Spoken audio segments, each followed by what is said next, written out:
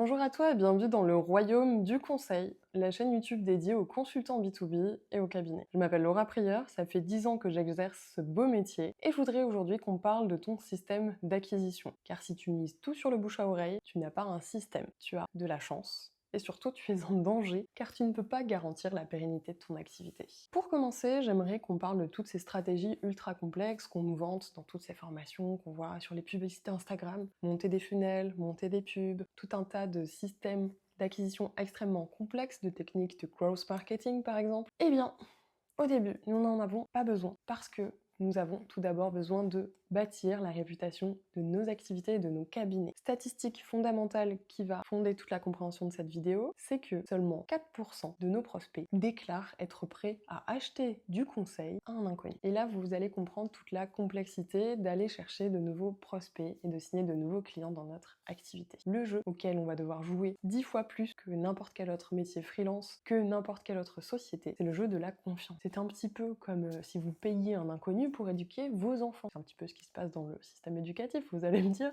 Mais voilà, on ne confie pas son entreprise, son bébé à n'importe qui. Et c'est pour ça qu'on va devoir construire une posture, des offres et surtout un système d'acquisition, des supports marketing qui fassent le job pour créer cette fameuse confiance. Tout d'abord, je vous invite, quoi qu'il arrive, dans toutes vos communications, toutes vos démarches commerciales, tous vos supports marketing, à faire preuve d'une extrême authenticité. Soyez vrai, soyez juste, soyez vous-même. Ne tombez pas dans quelque chose de trop lissé, trop corporel, car ça va être fade, ça va être impersonnel, vous n'allez pas vous démarquer. Et évitez tout ce qui touche à une forme de négligence. Si vous n'êtes pas très bon en design et que cela vous dessert, essayez de mettre un petit peu de budget là-dedans. Si vous manquez de charisme, de confiance, si vous êtes un petit peu mou, un petit peu timide, travaillez votre posture. Parce que avec un bon système d'acquisition, vous allez récupérer les opportunités, mais si vous ne faites pas mouche en rendez-vous, vous n'allez pas convertir. Plongeons dans le système d'acquisition minimal recommandé pour un cabinet. Tout d'abord, je voudrais vous parler de deux polarités qu'il y a dans l'acquisition business. Il y a le fait d'attirer par des stratégies de contenu, de la communication, des repartages, et il y a le fait d'être proactif, d'aller chasser, donc les démarches commerciales, le mailing, le messaging, et ce sont vraiment deux polarités. Donc sur les premiers profils, qui ont tendance à correspondre à des consultants intello, un peu stars, qui ont des profils plutôt influence, on va bombarder sur la création de contenu, on va dire des choses extrêmement pertinentes en ligne, on va développer peut-être même une communauté, parfois un auditoire de fans, et on va avoir pléthore de likes, pléthore d'interactions, plein de gens qui voudront devenir nos amis car on sait capter l'attention, mais pas forcément de clients. Deuxième profil à l'extrême inverse, les profils plutôt rouges, plutôt commerciaux, vont un petit peu éviter l'exposition parce que tout ce bruit de compliments, d'interaction, de starification va un peu les drainer, donc ils vont fuir et se mettre à l'abri de cette exposition et charbonner sur du call call, du email, du message et aller abattre un certain nombre de rendez-vous. Eh bien figurez-vous qu'aujourd'hui, si vous n'êtes que l'un ou que l'autre, c'est mal barré. Pourquoi ? Parce que pour les premiers, il n'y aura pas de réelle opportunité déclenchée. Si vous n'allez pas contacter les gens, ils peuvent vous apprécier, vous suivre, vous être fidèles depuis des années, mais pas forcément faire le premier pas. Oser s'avouer qu'ils ont un problème. Avoir le courage de les affronter. Donc je vous invite à rajouter un peu de l'autre profil pour déclencher des interactions. Commencer à auditer, créer des espaces où vous allez pouvoir échanger avec ses prospects. Et parfois, on a besoin de passer du temps à créer cette confiance-là. On vous donne depuis des années la stat qu'il faut 5 interactions minimum avec un prospect pour qu'il commence à vous faire confiance et qu'il vous trouve familier. Après ça a été 7, après ça a été 9. Je ne sais pas exactement à combien on en est aujourd'hui, mais la confiance, encore plus sur le marché français, est extrêmement dure à créer. Donc, exposez-vous, oui, exprimez-vous, bien sûr, dites des choses intelligentes, bien évidemment, avancez de la preuve sociale, oui, mais surtout, faites le premier pas, ouvrez votre cœur, faites preuve d'humanité, et tendez les bras aux gens que vous allez pouvoir aider. Si vous avez profondément peur du rejet, je vous comprends, c'est encore un peu mon cas, mais il y a tout un tas de stratégies, de façons de les aborder qui soient ludiques, qui soient fun, pour qu'on ait envie d'aller se dépasser. Et surtout, petit tips, quand vous visez les clients qui vous font vraiment envie, l'envie surpasse la peur et on se met en mouvement. Donc allez parler aux gens avec qui vous rêvez de travailler. Ça fera un équilibre. Pour les deuxièmes, ceux qui ont de belles compétences commerciales mais qui restent plutôt cachés, ça me fait penser à un de mes prospects assez récents d'ailleurs. Montrez-vous, exposez-vous. Si vous restez caché à faire uniquement de l'acquisition, les gens vont trouver ça louche. Ils vont se dire Ils sont cabinet de conseil, ils sont consultants, mais ils ne savent pas se valoriser. Comment vont-ils me traiter? Ont-ils quelque chose à cacher? C'est très brut et très primaire, mais si vous ne faites pas ce travail-là, je ne vous dis pas de devenir une usine à création de contenu, mais publier à minima 1 fois par semaine. Et vous allez pouvoir créer de la rassurance. C'est du contenu qui va travailler passivement à votre place, et c'est un canal surtout de découvrabilité qui va vous donner de manière aléatoire, certes, un peu plus de force dans votre acquisition. Donc, le premier point d'un système d'acquisition minimal pour des consultants ou un cabinet, ça va être de trouver cet équilibre entre je me montre et je vais parler à mes prospects. Essayez de mettre ça en priorité dans votre agenda pour ne plus jamais délaisser votre acquisition, car, deuxième statistique de la vidéo, vous perdez 30 à 40% de chiffre d'affaires chaque année en subissant les vagues de votre activité. Pourquoi? Parce qu'on a tendance à signer des clients, les délivrer, être tellement à fond dans les prestations qu'on en néglige sa propre activité, son propre équilibre, et on surfe la vague, pas de chiffre d'affaires, on repasse en acquisition, on surfe la deuxième, et vraiment 30 à 40% de trous dans le planning égale 30 à 40% de prestations facturées en moins. Et ça fait très mal à l'arrivée. Donc on planifie les créneaux de communication, 1 à 2 heures par semaine pour quelques publications, c'est amplement suffisant. Le fondateur devra souvent les faire lui-même parce que pour avoir du contenu de qualité, on ne va pas déléguer ça à quelqu'un d'inexpérimenté en termes de technicité, c'est assez dur. Aujourd'hui, je trouve de trouver un ghostwriter ou un community manager qui va saisir la complexité de votre pratique, même si on a des super, je vous souhaite de le trouver.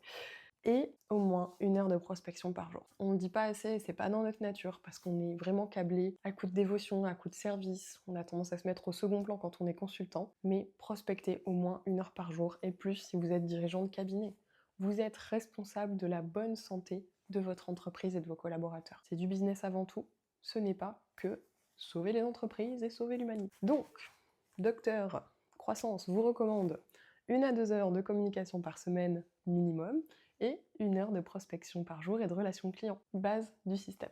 Deuxième pilier extrêmement efficace de votre système d'acquisition. Travaillez à augmenter la durée de vie de vos clients. Prenez de leurs nouvelles, mesurez leurs performances, mesurez leur satisfaction, et à chaque espace de feedback, à chaque interaction hors mission, vous allez pouvoir récolter des données qui vont vous permettre d'aller prolonger la mission sur de nouvelles verticales. Donc ne prolongez pas pour prolonger, bien évidemment, mais apportez toujours une nouvelle typologie de valeur. Mettez-les en relation avec d'autres sociétés et prenez des apports d'affaires.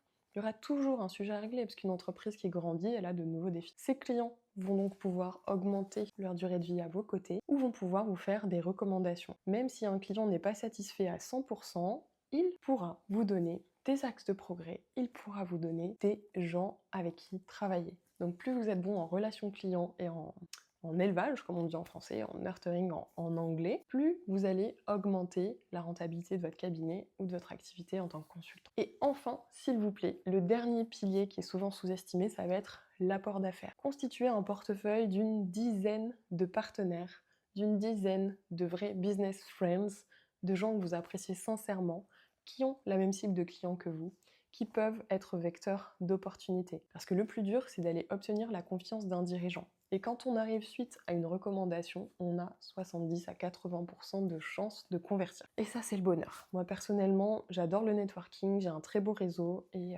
je sais pas, 60% de mes clients viennent de mes réseaux sociaux ou de mon réseau perso. Et toute cette machine sociale s'entretient à coup de contenu, de prise de nouvelles, de prospection et d'interactions sincères avec des partenaires de jeu business, on va appeler ça comme ça. Donc ayez vos 10 partenaires, vos 10 humains préférés avec lesquels vous allez développer votre acte. Si vous êtes dans le marketing, par exemple, faites-vous des amis aux ads, aux sales, dans d'autres pôles de conversion, au setting peut-être, parce qu'ils vont avoir besoin d'autres intervenants compétents. Si vous faites du conseil, moi par exemple dans mon cas, je fais du conseil sur l'intégralité du système pour le simplifier, le fluidifier, améliorer la cohésion des équipes, détecter les fuites, les pertes de rentabilité, mieux piloter. Et les agences et les freelances sont mes meilleurs potes, parce que parfois, le pôle vente est impacté par les défaillances du pôle marketing, ou réciproquement. Parfois, un dirigeant pas assez moderne va négliger certains aspects esthétiques du branding, ce qui va handicaper l'intégralité de l'acquisition commerciale.